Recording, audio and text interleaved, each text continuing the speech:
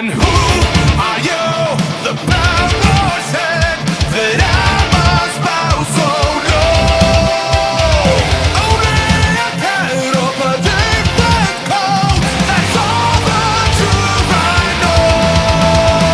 In a coat of gold or a coat of red, a lion still has cause. And mine, my lord, and serve my lord, as long as sharp as yours. And so we spoke, that Lord of Castamere. But now the rains wait for his fall, with no one there to hear. Yes, now the rains wait for his fall, and not a soul to hear.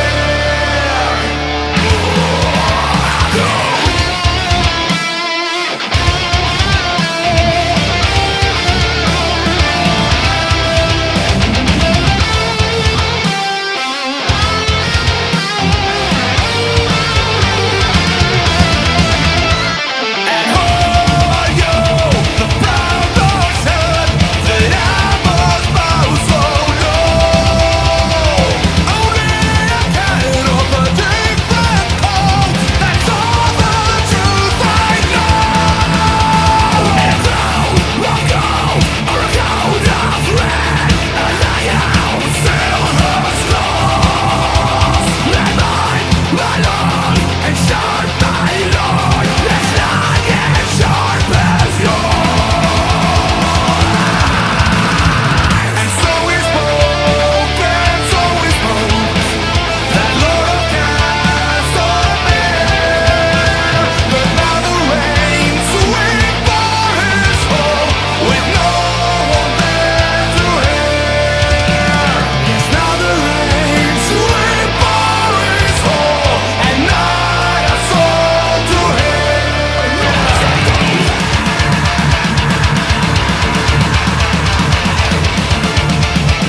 Yes, now the rains wait for his fall.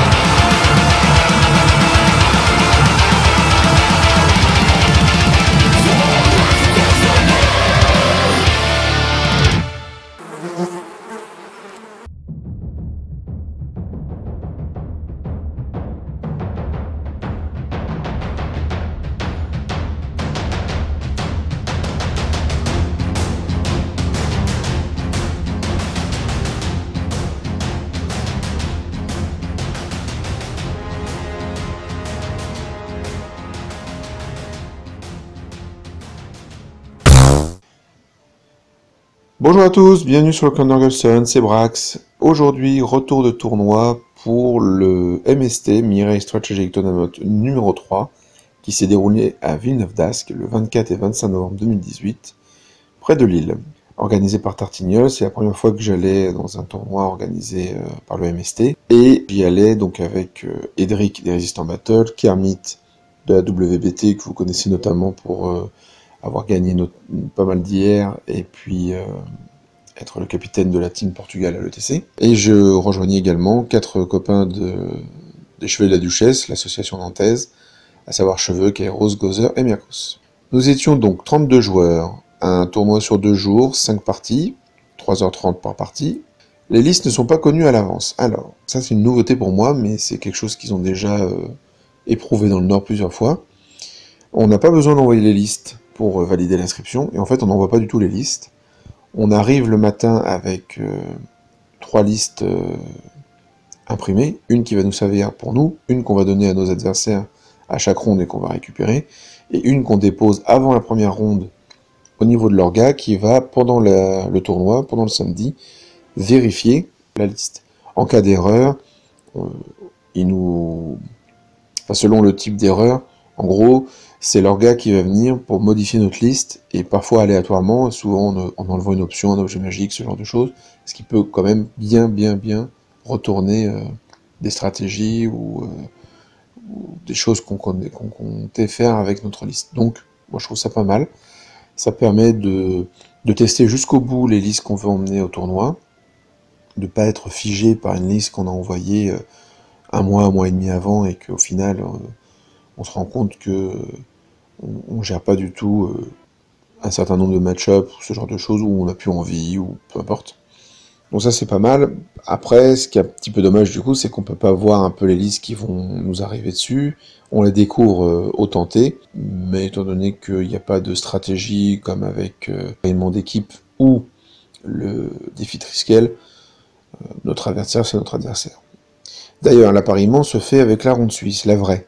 Pourquoi la vraie? Parce qu'en France on fait une fausse ronde suisse habituellement, c'est-à-dire que à la fin de la première ronde, quand on veut faire la deuxième ronde, on fait affronter le premier et le deuxième, le troisième, le quatrième, etc. Alors que là, en fait, ça fonctionne, si j'ai bien compris, en poule, entre guillemets, et c'est le premier de la poule 1 qui affronte le premier de la poule 2 et compagnie. Si vous voulez le fonctionnement réel de la ronde suisse qui est utilisé notamment dans les tournois d'échecs, vous pouvez le trouver sur Wikipédia. Sinon, je crois que Tarty nous l'avait déjà posté sur Warfo, donc moi j'aime bien ce fonctionnement, il faudrait que je le lise un peu plus en profondeur pour peut-être l'utiliser un de ces quatre chez nous, mais en tout cas, moi ça me plaisait bien. Les versions utilisées sont deux versions, donc 204 pour les livres d'armée, 205 pour le corpus de règles et les sorts et les objets magiques. Moi en tout cas, en tant que nain et avec ma liste, ça change rien, donc que je sois en 204 ou en 205, en termes de liste pure et en termes de règles sur les nains purs, ça ne change rien. Les scénarios étaient connus à l'avance, mais seulement de l'orga, hein, c'était pas posté, donc en fait on les découvrait à chaque ronde. Le déploiement était déterminé avec l'adversaire, soit on se mettait d'accord sur un type de déploiement, soit on le tirait au hasard entre nous. Pour ma part, je suis venu, en termes de liste, j'ai eu un peu de mal à me trouver. Ça faisait 3 semaines que je cherchais une liste à modifier, en partant un peu de celle que j'avais fait au doc.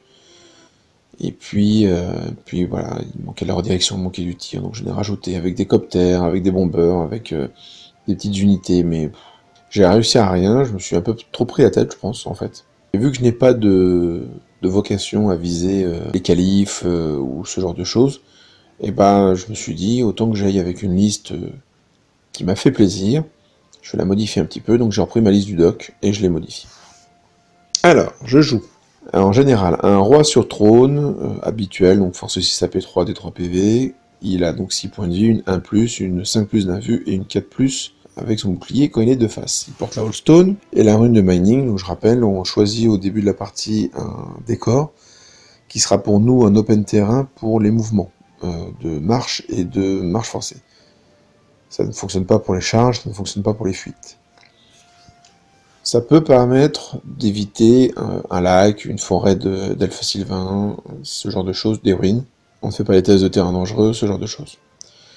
C'est anecdotique dans certains match-ups, selon la table, selon le scénario, puis parfois ça peut vraiment apporter un bonus substantiel, donc je pense que c'est 20 points qui sont pas perdus, et de toute façon, vu comment je veux équiper ma BSB, je suis obligé, je rappelle que un objet runique ne peut pas exister 2 fois dans la même armée de façon strictement identique. Donc vu que je veux mettre 2 runes of shielding pour mon BSB, et que je veux le faire pour mon roi, il faut que l'un des deux ait une 3e rune de talisman pour faire 2 talismans différents dans leur nature.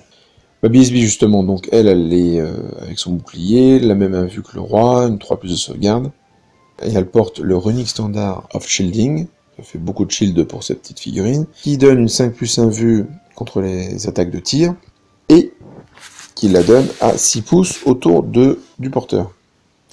Donc ça permet dans les match-up que j'avais bien testé au doc, les match-up négatifs de MSU tir, que ce soit du nain, de l'elfe sylvain ou autre, d'avoir en gros, hein, si on est un peu dans les stats, un tiers des blessures encaissées habituellement supprimées, si je joue en bulle. Donc ça peut être vraiment sympa quand je fais un no-match, ça permet d'éviter de donner la fameuse tranche qui me faisait perdre la partie, puisque selon le scénario, je peux essayer de le nuller, malgré tout, et de faire un 10-10, et sinon, je ne perds que 7-13, donc bon, voilà. Alors il y a des matchs où ça va pas me servir, parce qu'il y a des armées qui n'ont absolument pas de tir, hein, notamment la mienne, ou du tir tellement anecdotique, je veux dire, quand il y a 10 tirs force 3 AP0, entre les endus 4 et endus 5 et les 4 plus sauvegarde, 3 plus de sauvegarde, c'est voilà, c'est le fait d'avoir une 5 plus et un vu, je vais pas jouer en bulle pour ça. Par contre, dès que vous avez des chaptis à arc, des balistes, des canons, des orgues, une cinquantaine de flèches AP1 Elfe Sylvain, là par contre ça peut être intéressant. Je joue également un Runic Smith, alors là aussi, petit test sur le Runic Smith, il n'a plus la Devouring, plus la Grounding, je joue 2 runes of Mastery. Une rune of Mastery s'utilise juste avant d'invoquer un sort runique, et vous ajoutez 2 à la valeur de dissipation que doit atteindre votre adversaire. Donc au lieu de faire du 5 pour 2D et du 8 pour 3D, il faut faire du 7 et du 10. Alors déjà, basiquement je trouve ça pas mal, mais en plus on voit très vite qu'il y a des petites choses à faire, il y a des... En fait la dissipation face à un nain, selon la carte qu'on a, mais nous en tant que nain on aime bien les cartes où il y a peu de dés. Il y a peu de dés parce que nous on n'a pas besoin de faire un score en fait, il fait basiquement.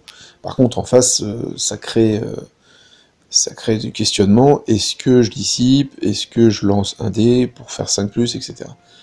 Et typiquement, quand il reste que 2 dés à un adversaire et que vous lui proposez de faire un 7, voire un 10, c'est beaucoup plus dur pour lui. Ou alors, si vous le proposez d'entrée de jeu, il va utiliser plus de dés, donc derrière vous allez peut-être pouvoir passer quelques sorts à 2 dés, etc. Il y a une stratégie, il y a des tactiques à utiliser avec ce fameux +2, d'autant que j'en ai 2 à utiliser. Je vais peut-être pas utiliser au mieux dans le tournoi, vous verrez, vous jugerez. Mais en tout cas, je pense que c'est une bonne rune et que je vais continuer un petit peu à l'utiliser. On verra ça en conclusion. L'Ondule of Power, on la présente plus.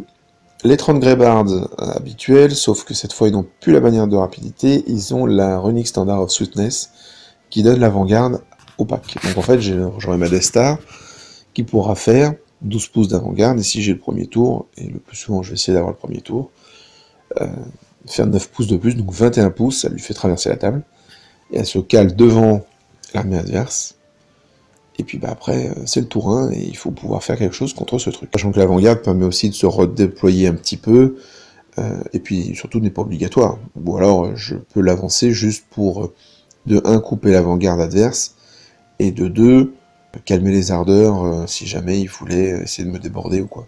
Voilà, c'est encore un test, c'est on va dire le troisième gros test de la liste, en plus du test général, donc l'avant-garde sur la Death Star.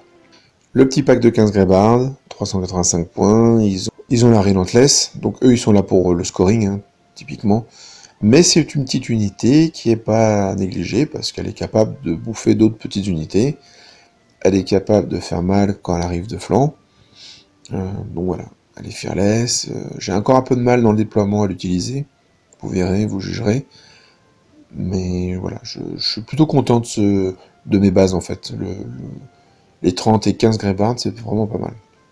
Et puis les 2x8 All Guardian, ma signature un petit peu, hein, état-major complet, bannière de rapidité, d'autres bannières peuvent très bien aller avec nos gros costauds, mais je pense franchement que la bannière de rapidité fiabilise énormément leur charge, fiabilise leur mouvement.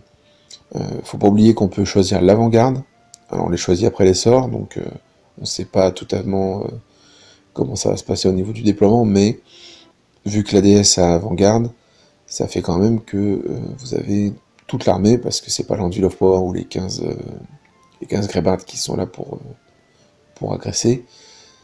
Et encore, ils pourront utiliser la Relentless pour rattraper le monde. Mais sinon, vous avez toute l'armée qui peut faire les 12 pouces d'avant-garde, et 9 pouces pour la DS, 12 pouces pour les gardiens au tour 1. Et donc là, vous avez 3 énormes packs extrêmement costauds qui peuvent en plus être boostés par la magie dès le tour 1, et qui se retrouvent à quelques pouces de la ligne adverse, et qui peut même empêcher la redirection de venir en fait. Donc c'est quand même intéressant. Après, quand vous choisissez avant-garde, l'adversaire n'est pas dupe, et il se dit bien que vous allez faire ce genre de choses, donc il ne va peut-être pas se déployer sur la ligne. Reste que vous avez cette possibilité-là de pousser énormément, il faut juste faire attention aux avant-gardes et aux scouts adverses qui vont vous limiter dans votre avant-garde. Donc une liste simple, hein, en apparence du moins, parce que pas de tir, pas de redirection, pas de gestion de la redirection, puisque pas de blast en 1, donc pas facile à jouer au final contre certaines armées, et d'autres contre d'autres armées où la redirection est légère ou intervient trop tôt, parce qu'après c'est une question aussi du joueur en face, savoir utiliser sa redirection au bon moment et de la bonne façon, et ben ça peut enfoncer, et après c'est du pack contre du pack, et on est quand même bien loti en termes de carac et de capacité. 3 objectifs pour ce tournoi, comme d'habitude, une moyenne supérieure à 11, 11 c'est ce que j'ai fait au doc, donc je vais essayer de faire un peu mieux puisque j'espère améliorer la liste. De l'effet maximum, ça c'est comme d'habitude, ainsi que le prix de peinture, puisqu'il y en a un qui sera décerné à la fin du tournoi. Donc voilà, c'est la vidéo d'introduction de ce tournoi, j'espère que ça vous a plu. J'essaie de faire la vidéo du samedi rapidement, question de vous proposer du rapport de bataille. Donc j'espère que ça vous plaît toujours, et je vous dis à très bientôt, cette putréfaction sur vous.